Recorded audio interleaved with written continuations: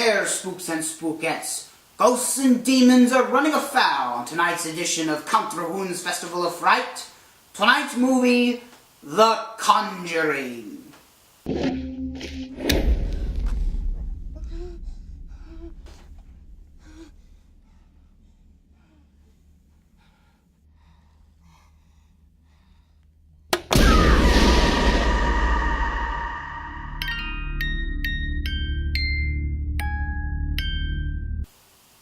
Overall, the critical reception of The Conjuring, it was pretty good.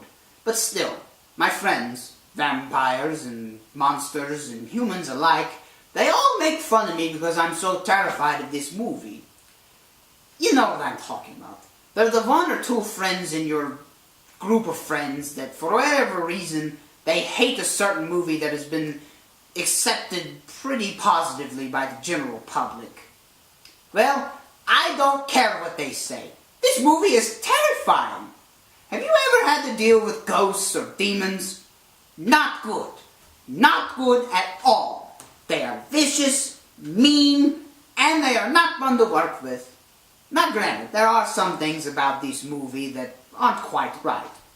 First of all, there are some people out there who think that Ed and Lorraine Warren, the subject of the film, well, there are people who think that they were con artists and that all of this was a hoax. But, folks, how hard is it to believe in this stuff if you believe that I am a vampire?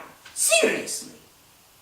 But the case of this movie was deliberately withheld from the public for a long time because the case was supposedly very disturbing. And I know Patrick Wilson and Vera Farmiga look absolutely nothing like Ed and Lorraine Warren, and I know that the family, the actors and actresses that play the Perron family look absolutely nothing like the Perron family, but it doesn't matter. This movie is still frightening.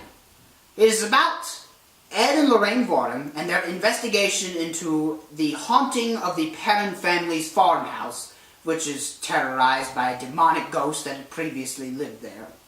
The movie is directed by James Wan, the same director who directed Insidious Parts 1 and 2. I don't know. I don't see how you could have made a sequel to Insidious, but I'm not going to rush to conclusions because I haven't seen the movie yet. And Saw. I definitely believe that this is one of the more well-constructed movies to come out of the last 10 years. At least as far as horror movies are concerned. Not only was it very disturbing, it was also funny. But not in a bad way. I mean, if you think about it, this movie needed a little bit of comic relief because the shocks were just so intense. But I digress. Definitely worth seeing and worth getting scared over. Just think about it this way. If it can scare a 1,000-year-old vampire like me, it can scare you too. Well, that's all the time that I have. Be sure to join me next week for my review of Let Me In. But until then, as far as things go, when things go bump in the night, there are such things